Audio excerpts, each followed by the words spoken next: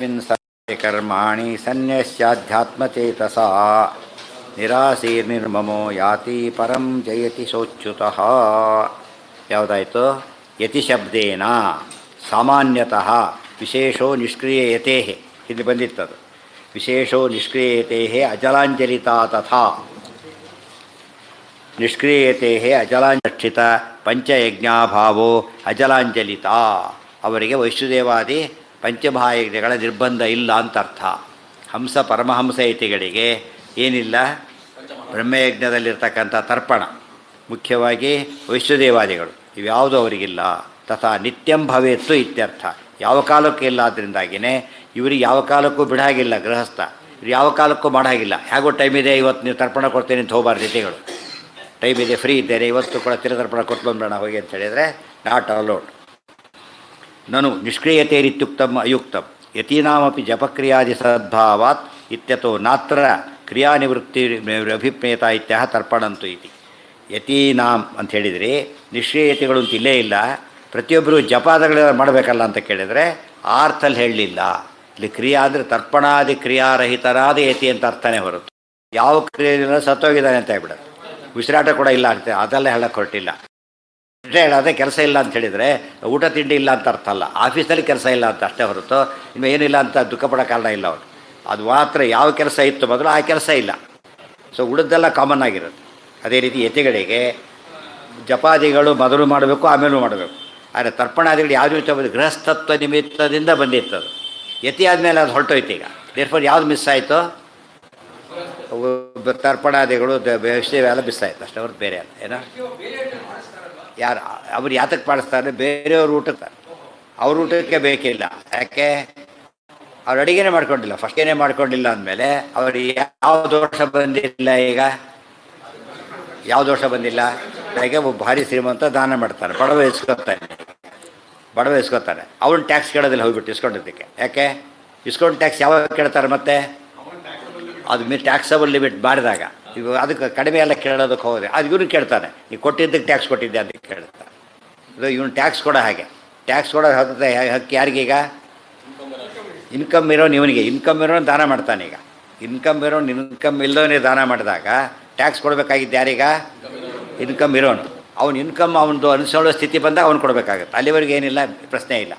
ಅದು ಇವ್ನು ಕೊಡಬೇಕಾದ್ರೂ ಕೂಡ ಏನು ಕೊಡಬೇಕು? ಇವನು ಎಲ್ಲ ಅಕೌಂಟ್ ಮಾಡಿ ಕೊಡಬೇಕು ಹೊರತು ಹಾಗಲ್ಲ. ಅವ್ನು ಹಾಗಲ್ಲ. ಅಕೌಂಟ್ ಕೊಡೋದಕ್ಕೆ ಎಲಿಜಿಬಿಲಿಟಿ ಬರೋವರೆಗೂ ಅಕೌಂಟ್ ಕೊಡಬೇಕಾಗಿದೆ. ಎಲಿಜಿಬಿಲಿಟಿನೇ ಬಂದಿಲ್ಲ ಅವನಿಗೆ, ಆದ್ದರಿಂದ ಮುಗಿದೋಯ್ತು. ದೇರ್ಫೋರ್ ನಾವು ಮಾಡ್ತೀವಿ, ಅವ್ರು ಯಾಕೆ ಮಾಡಬೇಕು? ಅವ್ರಿಗಿಲ್ಲ. ಯಾಕಿಲ್ಲ? ಈ ದೋಷ ಬಂದಿದ್ದು ಯಾವಾಗ ನಿಮಗೆ? ಈಗ ಈ ದೋಷ ಬಂದಿದ್ದು ಯಾವಾಗ? ಸಿಂಪಲ್ ನೋಡಿಯಪ್ಪ, ಬಸ್ನಲ್ಲಿ ಹೋಗ್ತಿದೆ, ಆಕ್ಸಿಡೆಂಟ್ ಆಯ್ತು. ಈಗ ಯಾರನ್ನ ಹಿಡಿತಾರೆ? ಡ್ರೈವರ್ನ ಪ್ಯಾಸೆಂಜರ್ನ? ಯಾಕೆ? ಪಾಪ ಅವ್ರು ನಿದ್ದೆ ಮಾಡ್ತಿದ್ರು, ಅವ್ರು ಎದ್ದು ಕೂಡ ಎದ್ದಿಲ್ಲ ಅಂದಮೇಲೆ ಆ ಡ್ರೈವರ್ ನಿದ್ದೆ ಮಾಡಿದ್ರು ಪಂಜಿತಿ. ಮತ್ತೆ ಅವ್ರು ನಿದ್ದೆ ಕೂಡ ಮಾಡಬಾರ್ದು, ಇದು ಮಾಡಬಾರ್ದು. ಅವನಿಗೆ ಡ್ರೈವಿಂಗೇ ಮಾಡಿಲ್ಲ ಅಂದಮೇಲೆ ಆಕ್ಸಿಡೆಂಟ್ ಮಾಡೋ ಚಾನ್ಸ್ ಅವನದಲ್ಲ. ಯಾರು? ಅಲ್ಲ, ಈ ಪ್ರಶ್ನೆ ಬೇರೆ, ಆ ಪ್ರಶ್ನೆ ಬೇರೆ. ಇಲ್ಲಿ ಪ್ರಶ್ನೆಗಳೇನಂತ ಕೇಳಿದರೆ, ಕೆಲವು ಗೃಹಸ್ಥನಾಗಿದ್ದರಿಂದ ಕೆಲವು ಕಮಿಟ್ಮೆಂಟ್ ಇದೆ. ಗೃಹಸ್ಥನಾಗಿದ್ದರಿಂದ ಗೃಹಸ್ಥ ಆಶ್ರಮ ಯತಿಯಾಗಿಬಿಟ್ಟ, ಆ ಕಮಿಟ್ಮೆಂಟ್ ಹೋಯ್ತು ಅಷ್ಟೇ. ಅರ್ಥ ಆಯ್ತಾ? ಈಗ ಗೃಹಸ್ಥನಾಗಿದ್ದಕ್ಕೆ ಕೆಲವು ಕಮಿಟ್ಮೆಂಟು, ಅದು ಬಿಟ್ಟು ಯತಿಯಾಗಿದ್ದಕ್ಕೆ ಕಮಿಟ್ಮೆಂಟ್ ಹೋಯ್ತು ಅಷ್ಟೇ. ನಮ್ಮ ಪ್ರಶ್ನೆ ಉತ್ತರ ಈಗ ಗೊತ್ತಾಯ್ತಾ? ಉಳಿದೆಲ್ಲ ಇದೆ, ನಾವಿಲ್ಲ ಅಂತ ಹೇಳೇ ಇಲ್ವಲ್ಲ. ಬ್ರಹ್ಮಚಾರಿ ಆಗಿದ್ದು ಊಟ ಮಾಡ್ತಿದ್ದ ಇಲ್ವೋ? ಸೊ ಬ್ರಹ್ಮಚಾರಿ ಆಗಿದ್ದು ಊಟ ಮಾಡಿದ, ಗೃಹಸ್ಥನಾಗಿದ್ದು ಮಾಡಿದ, ಯತಿಯಾಗಲೂ ಮಾಡಿದ, ವಾನಪ್ರಸ್ಥನಾಗೂ ಮಾಡಿದ. ಆದರೆ ಪಂಚಾಯತಕ್ಕೆ ಮಾತ್ರ ಗೃಹಸ್ಥತ್ವ ಹೋಯ್ತು ಅಂದ್ರೆ ಏನರ್ಥ? ಈಗ ಅವು ಹೋಯ್ತು ಅಂತ ಅರ್ಥ ಆಯ್ತಾ? ಅದು ಯಾವುದರಿಂದ ಬಂದಿತ್ತು ಅದು ಹೋಯ್ತು ಅಷ್ಟೇ ಹೊರತು ಬೇರೆ ಯಾಕೆ ಹೋಗ್ಬೇಕು? ಈ ಮಧ್ಯೆ ಬೇರೆ ಬಂದಿದ್ದು ಇಲ್ಲ, ಹೋಗಿದ್ದು ಅಲ್ಲ. ಅರ್ಥ ಊಟ ಮಾಡಲೇಬೇಕು. ಊಟಾದಿಗಳಿಗೆ ಅವಕಾಶ. ಯತಿಗಳು ಊಟ ಮಾಡಬಾರ್ದು ಯಾರು ಸನ್ಯಾಸಿಗಳು ಆಗ್ತಿದ್ರು? ಯಾರು ಸಾಧ್ಯ ಇತ್ತಾ? ಇಂಪಾಸಿಬಲ್. ಅದನ್ನು ಬೇಡ ಅಂತ ಹೇಳಲಿಲ್ಲ. ಅನ್ಯಸ್ಯ ಎಲ್ಲೆಲ್ಲಿ ಕ್ರಿಯೆ ಇಲ್ಲ ಅಂತ ಹೇಳಿದ್ದಾರೋ ಸ್ಪೆಷಲ್ ಅಂತ ಅರ್ಥನೇ ಹೊರತು ನಹಿ ಕಶ್ಚಿತ್ ಕ್ಷಣಮಪಿ ಜಾತು ತಿಷ್ಠತಿ ಅಕರ್ಮಕೃತ್. ಅಬ್ಸಲ್ಯೂಟ್ಲಿ ಆ್ಯಕ್ಷನ್ಲೆಸ್ನೆಸ್ ಅಂದರೆ ಅದು ಇಂಪಾಸಿಬಲ್ ಅಂತ ಅರ್ಥ. ಅಂತ ಸತ್ತೋಗಿದ್ದಾನೆ ಅಂತ ಅರ್ಥ. ಸತ್ತೋಗೋದಕ್ಕೊಂದು ಕ್ರಿಯೆ. ಈ ಮಧ್ಯೆ ಸಾಯೋದು ಕೂಡ ಏನದು? ಕ್ರಿಯೆ. ಅದಿಲ್ಲವೇ ಇಲ್ಲ. ತರ್ಪಣಂತು ಇತಿ ಅನ್ಯಸ್ಯ ಬಹೂದಕ ಕುಟೀಚಕಾಭ್ಯಾಮನ್ಯಸ್ಯ ಯತೇರ್ಹಂಸಸ್ಯ ಪರಮಹಂಸಸ್ಯ ಚ ಹರೇರೇವ ಪ್ರಣವಾದಿ ದೇವತಾರೂಪಸ್ಯ ವಿಷ್ಣೋ ತರ್ಪಣಂ ಅರ್ಘ್ಯಾದಿ ಉಪಲಕ್ಷಣಮೇತತ್ ಸ್ನಾನ ಗಾಯತ್ರಿ ಜಪ ಅರ್ಚನಾದಿ ಚ ಚೋದಿತಮೇವ ವಿಹಿತಮೇವ ಇತ್ಯರ್ಥ. ಸ್ನಾನ ಗಾಯತ್ರಿ ಜಪ ಪೂಜೆ ಇವೆಲ್ಲ ಯತಿಗಳಿಗಿದೆ ಗೊತ್ತಾ. ಬ್ರಹ್ಮಚಾರಿಯೂ ಪೂಜೆ ಮಾಡ್ತಾನೆ, ಯತಿಯೂ ಪೂಜೆ ಮಾಡ್ತಾನೆ, ವಾನಪ್ರಸ್ಥನು ಪೂಜೆ ಮಾಡ್ತಾನೆ, ಎಲ್ಲ ಕಾಮನ್ ಅದು. ವೈಷ್ಣವಾದಿಗಳು ಮಾತ್ರ ಪ್ರಶ್ನೆ ಬರೋದಿಲ್ಲ. ದೇರ್ ಫೋರ್ ಇದೆಲ್ಲ ಇದೆ. ಗಾಯತ್ರಿ ಮಾಡಬೇಕು, ಗಾಯತ್ರಿ ಹೇಳಿಬಿಟ್ರಲ್ಲ, ಗಾಯತ್ರಿ ಜಪಾದಿಗಳಲ್ಲಿ ಮಾಡಬೇಕು. ತರ್ಪಣಂ ಹರೇರೇವ ಶಾಸ್ತ್ರಮುಕ್ತ ರೀತ್ಯ ಕಾರ್ಯಂ ನ ದೇವಾದಿತ್ರಯಸ್ಯ ಇತಿ ಭಾಹ. ದೇವಾದಿತ್ರಯ ದೇವತರ್ಪಣ ಅವರಿಗಿಲ್ಲ, ಋಷಿ ತರ್ಪಣ ಇಲ್ಲ, ಪಿತೃತರ್ಪಣನೂ ಇಲ್ಲ. ಯಾವ ತರ್ಪಣ ಇದೆ? ವಿಷ್ಣು ತರ್ಪಣ. ನಾರಾಯಣವಂತ ಜಪ ಮಾಡಿದರು, ತರ್ಪಣ ಕೊಡಬೇಕು. ಕೃಷ್ಣವಂತ ಜಪ ತರ್ಪಣ, ಆ ತರ್ಪಣ ಇದೆ ಹೊರತು ಈ ತರ್ಪಣ ಇಲ್ಲ. ಇದು ತುಂಬ ವಿಶೇಷ. ಯಾವುದು? ಈ ಸಂಧ್ಯಾವನೆ, ಇಂಥ ಸಂಧ್ಯಾವನೆ ಇದೆ. ಗಾಯತ್ರಿ ನಮ್ಮ ಸಂಧ್ಯಾವನೆ ಇಲ್ಲ, ಸೂರ್ಯಾರ್ಘ್ಯ ಇದೆ. ಆಮೇಲೆ ಸೂರ್ಯ ಅಂತ ಬರೀ ಸೂರ್ಯಾರ್ಘ್ಯ ಹೆಸರಲ್ಲ, ಅದಕ್ಕೆ ವಿಷ್ಣುವರ್ಘ್ಯನೇ. ಆಮೇಲೆ ಇದಿದೆ ಜಪ, ಗಾಯತ್ರಿ ಜಪ ಇದೆ. ಯಾರು? ಇಲ್ಲ ಇಲ್ಲ ಇಲ್ಲ ಇಲ್ಲ, ಈ ಗಾಯತ್ರಿನೇ ಇದೆ, ವಿಶ್ವಾಮಿತ್ರ ಗಾಯತ್ರಿನೇ ಇದೆ. ಮಹಾಮಂತ್ರ ಮಾಡಿದಾಗ ಅದು ಬೇರೆ. ಸೊ ಈ ಗಾಯತ್ರಿ ಬೇರೆ ಬೇರೆ, ಸೊ ಈ ಗಾಯತ್ರಿ ಬೇರೆ, ಮಹಾಮಂತ್ರ ಗಾಯತ್ರಿ ಬೇರೆ. ಅದೆಲ್ಲ ಮಾಡಬೇಕು, ಉಂಟು, ಅದೆಲ್ಲ ಉಂಟು. ತರ್ಪಣಂತು ಹರೇರೇವ ಶಾಸ್ತ್ರಮುಕ್ತ ರೀತ್ಯ ಕಾರ್ಯಂ ನ ದೇವಾದಿತ್ರಯಸ್ಯ ಇತಿ ವಾ. ಅಯಮತ್ರ ಸಮುದಾಯಾರ್ಥ. ಒಟ್ಟೇನು ತಾತ್ಪರ್ಯ ಅಂದರೆ ಕುಟೀಚಕ ಬಹುಧ ಹಂಸ ಪರಮಹಂಸ ಭೇದೇನ ಚತ್ವಾರೋ ಯತಯಃ. ಯತಿಗಳು 4 ವಿಧ: ಬಹುಧಕರು, ಹಂಸರು, ಪರಮಹಂಸರು, ಮೊದಲು ಕುಟೀಚಕರು ಅಂಥೇಳಿ. ತತ್ರ ಶಿಖಾ ಯಜ್ಞೋಪವೀತಿ ತ್ರಿದಂಡ ಸಕಮಂಡಲು ಯಾವಜ್ಜೀವಂ ಪುತ್ರದತ್ತಾನ್ನಾದ ಕುಟೀಚಕ. ಕುಟೀಚಕರು ಅಂದರೆ ಯಾರಪ್ಪ ಅಂದರೆ ಶಿಖಾ ಯಜ್ಞೋಪವೀತಿ, ಅವನು ಶಿಖಾ ತೆಗಿಬೇಕಾಗಿಲ್ಲ, ಯಜ್ಞೋಪವೀತನೂ ತೆಗಿಬೇಕಾಗಿಲ್ಲ, ಸನ್ಯಾಸಿ ಆಗಿದ್ದಾನೆ. ಏನು ತೆಗೆದ? ಧರ್ಮರಾಜ ಅಲ್ಲಿ ಇದ್ನಲ್ಲ ವಿರಾಟರ ಆಸ್ಥಾನದಲ್ಲಿ, ಹಾಗಿದ್ದ ಆತ. ತ್ರಿದಂಡಿ ಸನ್ಯಾಸಿನೇ ಹೊರತು ಪರಮ ಸನ್ಯಾಸಿ ಆಗಿರೋ ವಾಪಸ್ ಪರವಾಗಿಲ್ಲ. ಅರ್ಜುನ ಕೂಡ ಸುಭದ್ರ ಪ್ರಸಂಗದೊಳಗೆ ಸನ್ಯಾಸಿ ವೇಷ ಹಾಕ್ಕೊಂಡ. ಈ ಸನ್ಯಾಸಿ ವೇಷ ಅಲ್ಲ, ಪರಮ ಸನ್ಯಾಸಿ ವೇಷ ಅಲ್ಲ. ಅದು ಹಾಕೊಂಡ್ಬಿಟ್ರೆ ಏನಾಗ್ತಿತ್ತು? ಮದುವೆ ಕ್ಯಾನ್ಸಲ್ ಆಗಿ ಹೋಗ್ತಿತ್ತು. ಅದಿರಲಿಲ್ಲ. ಆದರೆ ಅದು ಇಂಥ ಸನ್ಯಾಸ. ಮತ್ತಿನ್ನು ನೋಡಿ ಇಲ್ಲಿ ಅದು ವೇಷ. ಈ ಮಧ್ಯೆ ಜೊತೆ ಕೂಡ ವೇಷ ಅಂದರೆ ಏನಂತೆ? ಯಜ್ಞೋಪಿ ತೆಗೆದಿಲ್ಲ, ಶಿಖಾ ತೆಗೆದಿಲ್ಲ, ಆದ್ದರಿಂದ ಲೋಪ ಗೊತ್ತಾಗಲಿಲ್ಲ. ಅದು ಕಾಮನ್ ಆಯಿತು, ಕನ್ಫ್ಯೂಷನ್ ಕ್ರಿಯೇಟ್ ಮಾಡಿದ್ನ ಹೊರತು ನಿಜವಾದ ಸನ್ಯಾಸಿ ಆಗಿಲ್ಲ ಆತ. ಸನ್ಯಾಸಿ ವೇಷ ಅಷ್ಟೇ. ಅದಕ್ಕೆ ಅಲೋಡ್, ಫ್ಯಾನ್ಸಿ ಡ್ರೆಸ್ ಇದ್ದಾಗ ಅದೇನು ದೋಷ ಅಲ್ಲ. ಸಕಮಂಡಲು ಯಾವಜ್ಜೀವಂ ಪುತ್ರರತಾನ್ನ, ಮತ್ತೇನ ತ್ರಿದಂಡ ಇರಬೇಕು ಅವನ ಹತ್ರ. ಆ ಸಕಮಂಡಲು, ಕಮಂಡಲು ಇಟ್ಕೋಬಹುದು. ಅಂದರೆ ಏನು ಪದಾರ್ಥ ಇಲ್ಲ ಅಂತಲ್ಲ, ಕಮಂಡಲು ಇಟ್ಟರೆ ಅಲೋಡ್. ಯಾವಜ್ಜೀವಂ, ಬದುಕಿರೋವರೆಗೂ ಕೂಡ ಪುತ್ರದತ್ತ ಅನ್ನೋದ ಭಿಕ್ಷೆ ಇಚ್ಛೆ ಹೋಗಬೇಕಾಗಿಲ್ಲ ಆತ. ಮನೆಯಲ್ಲೇ ಒಂದು ಕಡೆ ವಾಸ ಮಾಡಿಕೊಂಡು ಮಕ್ಕಳು ಕೊಡ್ತಕ್ಕಂಥ ಊಟ ಮಾಡ್ಕೊಂಡಿರ್ಬೋದು. ಗೊತ್ತಾಯ್ತಾ? ಭಿಕ್ಷೆಗೆ ಹೋಗೋದು ಅವು ಯಾವ ನಿರ್ಬಂಧ ಆತಗಿಲ್ಲ. ಇದು ಅಡ್ವಾಂಟೇಜ್ ಇದು. ಅದಕ್ಕೆ ಕಲಿಯುಗದಲ್ಲಿ ಏನು ಮಾಡಿಬಿಟ್ರು? ಬ್ಯಾನ್ ಮಾಡಿಬಿಟ್ರು. ಕಲಿಯುಗದಲ್ಲಿ ಇವೆಲ್ಲ ನಮ್ಮಲ್ಲಿ ಕಲಿಯುಗದಲ್ಲಿ ಏನು ಪದ್ಧತಿ ಏನು ಅಂದರೆ ಯಾವುದನ್ನ ಅಡ್ವಾಂಟೇಜ್ ಎಲ್ಲ ಅಡ್ವಾಂಟೇಜ್ ತೊಗೊಳಕ್ಕೆ ಟ್ರೈ ಮಾಡ್ತಾರೆ. ಆದ್ದರಿಂದ ಅದಿಲ್ಲ ಇಲ್ಲ ಅಂದರೆ ಓದೋಯ್ತಾಗ ಅಡ್ವಾಂಟೇಜ್ ಎಂಬ ಪದ ಕಲಿಯುಗಕ್ಕೆ ಸ್ಪೆಷಲ್. ಅದು ಏನಾರು ಹೇಳ್ತಾರೋ ಇಲ್ಲೋ ತಕ್ಷಣ ತೂರ್ಕೊಳ್ಳೋಕೆ ಟ್ರೈ ಮಾಡ್ತಾರೆ ಮನುಷ್ಯ. ಅದಕ್ಕೆ ಅದು ಅಲೋ ಮಾಡಿದಿರ್ತಾರೆ, ತೂರ್ಕೊಳ್ಳೋದು ಬೇಡ ಅಂದ್ಬಿಡ್ತಾರೆ. ಹಾಂ, ಯತಿ ಪೂಜ್ಯೋ ನ ಸಂಶಯ. ಅಂದರೆ ಯತಿಗಳ ಬಗ್ಗೆ ನಿಮಗೆ ಯಾರು ಅಂತ ಗೊತ್ತಿಲ್ಲ, ಯತಿ ಅಂತ ಅಷ್ಟೇ ಗೊತ್ತಾಗಿದೆ. ಅವನು ಕೆಟ್ಟವನಿಗೆ ಏನೇನೂ ಗೊತ್ತಿಲ್ಲ. ಅಂಥ ಹೊತ್ತಲ್ಲಿ ನಮಸ್ಕಾರ ಮಾಡಿಬಿಡಿ. ಪೊಲೀಸ್ ಅಂದರೆ ಪೊಲೀಸ್ ಒಂದು ಯೂನಿಫಾರ್ಮ್ ಪೊಲೀಸ್ ಅಂತಿರಲ್ಲ ಹಾಗೆ. ಆದರೆ ಅವನು ಅಯೋಗ್ಯ ಅಂತ ಕನ್ಫರ್ಮ್ ಆದಮೇಲೆ ಬೇಕಾದ್ರೆ ಮಾಡಿ. ಬಟ್ ಯತಿಗಳು ಅಂತ ಹೇಳಿದ ತಕ್ಷಣ ಬಟ್ಲು ಏನು ಮಾಡಬೇಕು? ಒಂದು ಆಶ್ರಮ ಗೌರವ ಇದೆ. ಇವತ್ತು ಕೂಡ ಒಂದು ಇದಿದೆ, ಕೆಲವೆಲ್ಲ ಪ್ರಿವಿಲೇಜ್ ಕೆಲವಿದೆ. ಆ ಥರ ಇರಲಿ ಅಂತ ಹೇಳಿದ್ದಷ್ಟೇ ಹೊರತು ಅಷ್ಟು ಇಟ್ಕೊಂಡ್ರೆ ಸಾಕು ಯತಿತ್ವ ಬರುತ್ತೆ ಅಂತ ಅರ್ಥ ಅಲ್ಲ. ಉಳಿದವರಿಗೆ ಹೇಳಿದ್ದು.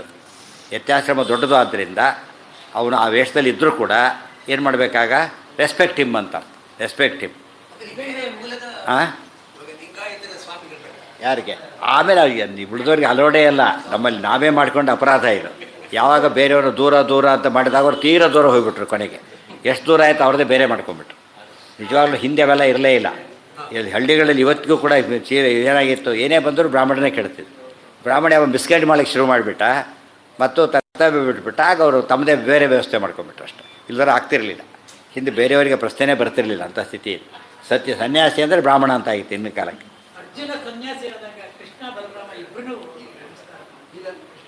ಕೃಷ್ಣ ಮಾಡೋ ಪ್ರಸಂಗನೇ ಇಲ್ಲ. ಯಾಕೆ? ಕೃಷ್ಣ ಸರ್ವಜ್ಞ. ಅರ್ಜುನಗೂ ಕೃಷ್ಣ ಸರ್ವಜ್ಞ ಅಂತ ಗೊತ್ತು, ಆದ್ದರಿಂದ ಮಾಡ್ಲಿಕ್ಕೆ ಹೋಗಲಿಲ್ಲ. ಬಲರಾಮ ದೇವರು ಮಾಸ್ತ ಕನ್ಫ್ಯೂಸ್ ಮಾಡ್ಕೊಂಡ್ಬಿಟ್ರು. ನಿಜವಾದ ಸನ್ಯಾಸಿ ನಮಸ್ಕಾರ ಮಾಡಿಬಿಟ್ರು. ಅರ್ಜುನ ಗಾಬರಿ ಆಯ್ತು, ಏನೋ ಮಾಡಿಬಿಡ್ತಲ್ಲ ಅಂಥೇಳಿ ತೀರಿ ನಮಸ್ಕಾರ ಹಾಕಿಬಿಡ್ತಾನೆ. ಯಾಕೆಂದ್ರೆ ಭಾರಿ ದೊಡ್ಡವ್ರು ನೀವು, ಆದ್ದರಿಂದ ನಡೆಯುತ್ತೆ ಅಂತ ಹೇಳ್ಬಿಡ್ತಾರೆ. ಅದು ಸರಿಯೇ. ಇವತ್ತು ನಮ್ಮಲ್ಲಿ ಪದ್ಧತಿ ಇದೆ. ದೊಡ್ಡವರು ಅಂತ ಕನ್ಫರ್ಮ್ ಮಾಡಿಬಿಟ್ರೆ ಗೃಹಸ್ಥರಿಗೂ ಕೂಡ ಯತಿಗಳು ನಮಸ್ಕಾರ ಮಾಡ್ತಾರೆ. ಎಲ್ಲಿ ಅಂದರೆ ನಾರಾಯಣ ಪಂಡಿತಾಚಾರ್ಯ ಗೃಹಸ್ಥರು. ಯತಿಗಳು ಸತ್ಯಧರ್ಮ ಸ್ವಾಮಿ ತಮ್ಮ ಇದರಲ್ಲಿ ಸ್ತೋತ್ರ ಮಾಡೋಕ್ಕೆ ನಾರಾಯಣ ನಮಸ್ಕಾರ ಅಂತ ಹೇಳ್ತಾರೆ. ಅದು ದೋಷ ಇಲ್ಲ.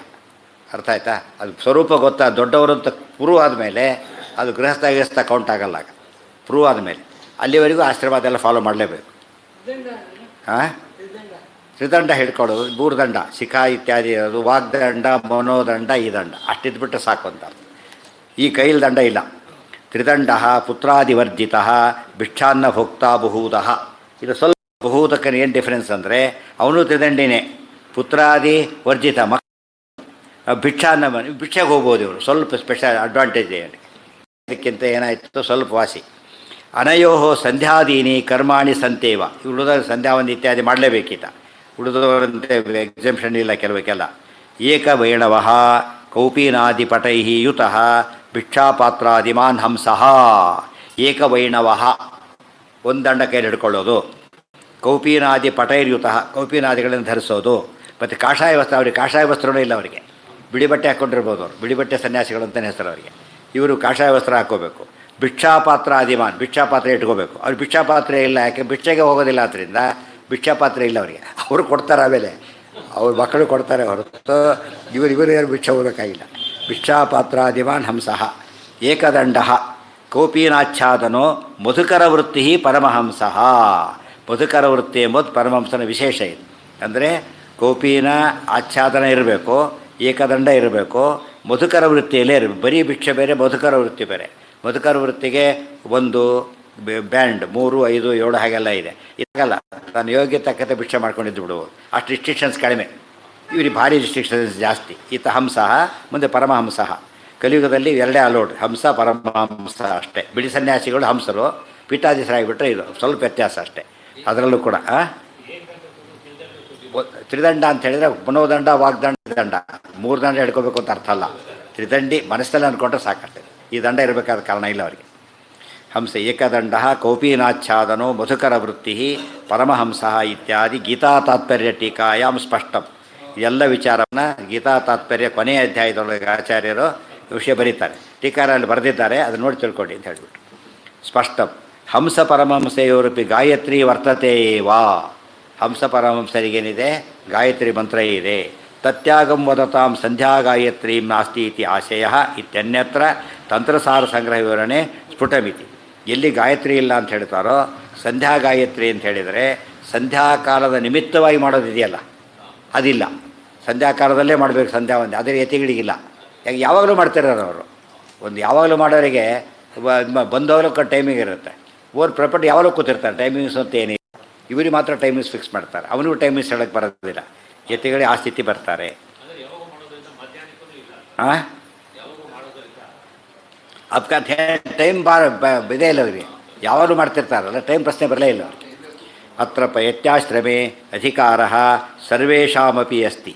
ಬ್ರಾಹ್ಮಣ ಕ್ಷತ್ರಿಯೋ ವಾಥ ವೈಶ್ಯೋ ವಾ ಪ್ರೌಢನಿರ್ಗೃಹಾತಿಥಿ ಭಾಗವತೋಕ್ತೆ. ಯತ್ತು ಅಗ್ನಿಮಾತ್ಮನಿ ಸಂಸ್ಥಾಪ್ಯ ದ್ವಿಜ ಪ್ರವ್ರಜಿತೋ ಭವೇತಿಥಿ ವಚನಂ ತತ್ತು ದುರ್ಜಾಯತೆ ಯೋಗೇನ ತ್ರಿವರ್ಣ ಪರಂ. ಯತಿಗಳು ಸಾಮಾನ್ಯ ಯತಿಗಳು ಬೇರೆ, ವಿಶೇಷ ಯತಿಗಳು ಬೇರೆ. ಈ ಬಹು ಸಾಮಾನ್ಯ ಯತಿಗಳು ಯಾರು ಬೇಕಾದ್ರೂ ಆಗಬಹುದು. ಆದರೆ ವಿಶೇಷವಾದ ಯತಿಗಳು ಅಂತ ಹೇಳಿದರೆ ದ್ವಿಜರು ಮಾತ್ರ ಆಗಬೇಕು. ಈ ಹಂಸ ಪರಮಹಂಸರಾಗಬೇಕಾದ್ರೆ ಬ್ರಾಹ್ಮಣರೇ ಆಗಬೇಕು. ಬರೀ ಯತಿ ಬೇರೆ, ಹಂಸ ಬಹುತಕಾದಿ ಯತಿಗಳು ಬೇರೆ, ಈ ಹಂಸ ಯತಿ ಬೇರೆ, ಪರಮಹಂಸ ಯತಿ ಬೇರೆ. ಅದರಲ್ಲಿ ಅತ್ಯುತ್ತ ಪರಿವ್ರಾಜಕರು ಇತ್ಯಾದಿ ಆಗಬೇಕಾದ್ರೆ ಬ್ರಾಹ್ಮಣರಿಗೆ ಮಾತ್ರ ಸಾಧ್ಯ, ಬೇರೆಯವರಿಗೆ ಇಲ್ಲ. ಅವ್ರಿಗೆ ಬೇರೆ ಕೆಲಸನೇ ಇಲ್ಲ. ಪಾಠ ಪ್ರವಚನ ಮಂತ್ರ ಜಪ ಅದರಲ್ಲೇ ಕಾಲ ಕಳಿಬೇಕೆ ಹೊರತು ಬೇರೆ ಇಲ್ಲ.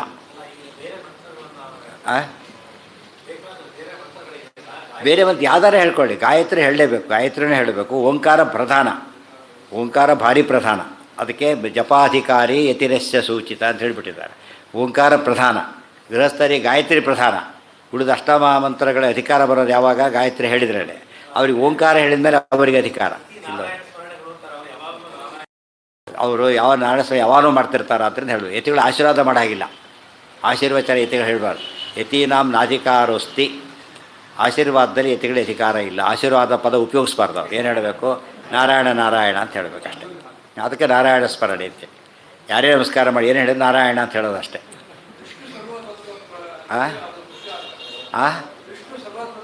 ಅಲ್ಲ, ನಾವು ನಾರಾಯಣನನ್ನೇ ಯಾವಾಗ ಸ್ಮರಣೆ ಮಾಡ್ತಿರ್ತೀವಿ. ಆದ್ದರಿಂದ ನೀವು ನಮಸ್ಕಾರ ಮಾಡಿದ್ರು ನಾರಾಯಣ ಸ್ಮರಣೆ ಕೃಷ್ಣಾರ್ಪಣೆ ಒಪ್ಪಿಸಿದ್ದೇವೆ ಅಂತ. ಹಾಂ, ಮುಖ್ಯ ಕರ್ತವ್ಯ ಅವರು ಒಂದೇ ಅಲ್ಲ, ಗೃಹಸ್ಥರಿಗೂ ಮುಖ್ಯ ಕರ್ತವ್ಯ. ಬುಧೋಭಿಧಾನಂ ಶ್ರವಣಂ ಬುಧೇ ತರಹ ಧ್ರುವಂ ವಿದದ್ಯಾತ್ ಬುಭುಕ್ಷುರಾತ್ಮನಃ ಯತಿರ್ವಿಶೇಷಾತ್. ಯತಿಗಳಿಗೆ ಹೆಚ್ಚೇ ಹೊರತು ಉಳಿದವರಿಗೆ ಅದು ಇಲ್ಲ ಅಂತಲ್ಲ. ಪ್ರತಿಯೊಬ್ಬರಿಗೂ ಏನು ಕಮಿಟ್ಮೆಂಟ್ ಇದೆ ವಿಷ್ಣು ಸರ್ವೋತ್ತಮತ್ವ ಹೇಳಬೇಕಾದ್ರೆ ಪ್ರತಿಯೊಬ್ಬರ ಕರ್ತವ್ಯ. ಯತಿಗಳ ಪಾತ್ರ ಕರ್ತವ್ಯ ಅಂತಲ್ಲ, ಎಲ್ಲರ ಕರ್ತವ್ಯ. ಯತಿಗಳಿಗೆ ವಿಶೇಷ ಕರ್ತವ್ಯ ಏನಂತ ಎಲ್ಲಿ ಹೇಳಿದ್ದಾರೆ ಅದನ್ನು? ಈ ರೀತಿ ಎಲ್ಲಿ ಹೇಳಿದ್ದಾರೆ? ವಿಷ್ಣು ಸರ್ವೋತ್ತಮತ್ವಂತು ಅಂತ ಹೇಳ್ತಾ ನೀವು ಭಾರಿ ಹೆಚ್ಚು ಮಾಡಬೇಕು ಅಂತ ಹೇಳಿ. ಉದಾಹರಣೆಗೆ ಎಲ್ಲರಿಗೂ ಎಜುಕೇಷನ್ ಬೇಕು. ಎಜುಕೇಷನ್ ಡಿಪಾರ್ಟ್ಮೆಂಟ್ ಇರೋರಿಗೆ ಸ್ಪೆಷಲ್ ಅದು. ಇವತ್ತು ಎಜುಕೇಷನ್ ಡಿಪಾರ್ಟ್ಮೆಂಟ್ ಒಬ್ಬರು ಇರ್ತಾರಪ್ಪ, ಯಾವುದೋ ಒಂದು PhD ಮಾಡ್ತೇನೆ ಅಂತ ಹೇಳಿದ ಒಪ್ಪಿಗೆ ಕೊಡ್ತಾರೆ. ಎಲ್ಲೋ ಫ್ಯಾಕ್ಟ್ರಿಯಲ್ಲಿ ಕೆಲಸ ಮಾಡ್ತಾರೆ, ಬೇರೆ ನಿನಗೆ PhD ಕೊಡು ಅಂತ ಹೇಳ್ತಾರೆ. ಅದಕ್ಕೆ ಅದನ್ನು ಪಾರ್ಟ್ ಆಫ್ ದೇರ್ ಡ್ಯೂಟಿ ಅಲ್ಲ ಅದು. ಅರ್ಥ ಆಯ್ತಾ? ಈಗ ಯತಿಗಳಿಗೆ ಪಾರ್ಟ್ ಅದು, ಉಳಿದವರಿಗೆಲ್ಲ. ಬಟ್ ಮಿನಿಮಮ್ ಕ್ವಾಲಿಫಿಕೇಷನ್ ಎಲ್ರಿಗೂ ಬೇಕು. ಒಂದು ಕ್ವಾಲಿಫಿಕೇಷನ್ ಎಲ್ರಿಗೂ ಇದೆ, ಒಬ್ಬ ಸ್ಪೆಷಲ್ ಮಾತ್ರ ಎಲ್ಲರಿಗೆ ಮ್ಯಾಂಡೇಟ್ರಿ ಅಲ್ಲ. ಏವಂ ಸನ್ಯಾಸಿನಾಮ ಆಚಾರಾನ್ ಉಕ್ತ ಇದಾನೀಂ ಪುನಃ ಸಿಂಹಾವಲೋಕನ ನ್ಯಾಯೇನ ಒಟೋ ಧರ್ಮಮಾಹ ಸವಿದ್ಧೋಮ ಇತಿ. ಯತಿಗಳ ಬಗ್ಗೆ ಸ್ವಲ್ಪ ಪ್ರಶ್ನೆ ಹಾಕ್ಕೊಂಡು ಉತ್ತರ ಕೊಟ್ಟು, ಮೊದಲು ಒಟುವಿಗೆ ಏನಿಲ್ಲ ಅಂತ ಹೇಳಿದರು, ವೈಶ್ಯದೇವಂ ಬಲಿಂಚೈವ ಮತ್ತು ದಂತಧಾಮನ ಮೂರಿಲ್ಲ ಅಂತ ಹೇಳಿಬಿಟ್ಟಿದ್ರು. ಮತ್ತು ಯಾವುದಿದೆ ಅಂತ ಹೇಳಿದ್ದಾರೆ? ಸಮಿದ್ಧೋಮೋ ಒಟೋಶ್ಚೈವ ಸ್ಮೃತ್ವಾ ವಿಷ್ಣುಂ ಹುತಾಶನೆ. ಸಮಿದ್ಧೋಮ, ಸಮಿತ್ತಗಳಿಂದ ಹೋಮ. ಈ ಅನ್ನದಿಂದ ಹೋಮ ಇಲ್ಲ, ಚರು ಹೋಮ ಇಲ್ಲ, ಯಾಕೆ ಅನ್ನ ಮಾಡಿಕೊಂಡಿಲ್ಲ ಅವನು. ಸಮಿತ್ತಗಳು ಹೋಮ ಮಾಡಬೇಕು ಅವನು. ಒಟೋಶ್ಚೈವ ಸ್ಮೃತ್ವಾ ವಿಷ್ಣುಂ ಹುತಾಶನೆ. ಹುತಾಶನಲ್ಲಿ ಅಗ್ನಿಯಲ್ಲಿ ವಿಷ್ಣುವನ್ನು ಸ್ಮರಣೆ ಮಾಡಿಕೊಂಡು ಈ ಸಮಿದ್ಧೋಮ ಮಾಡಿ. ಸಮಿತ್ತಗಳು ಅಂದರೆ ಏನು? ಬರೀ ಸಮಿತ್ತಗಳಷ್ಟೇ, ಅನ್ನಗಿನ್ನ ಇಲ್ಲ ಅದಕ್ಕೆ.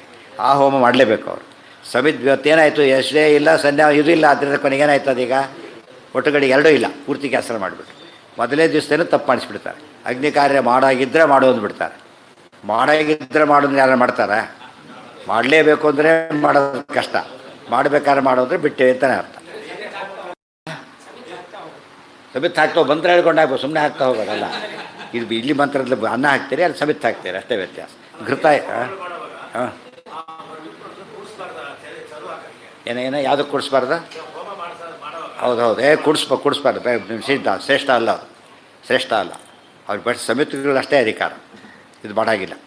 ಸಮಿದ್ಧೋಮಃ ಸವಿದ್ಭಿ ಹೋಮಃ ಅಗ್ನಿಕಾರ್ಯಾಖ್ಯ ಬರೆದು ನೋಡಿ. ಹುತಾಶನೆ ಯಜ್ಞಪುರುಷೇ ವಿಷ್ಣುಂ ಪರಶುರಾಮಾಖ್ಯಂ ಹರಿಂ ಸ್ಮೃತ್ವೈವ ಚಿಂತಯಿತ್ವೈವ ಒಟೋ ಬ್ರಹ್ಮಚಾರಿಣ ವಿಶೇಷ ಆಚಾರ ಕಾರ್ಯ ಇತ್ಯನ್ವಯ.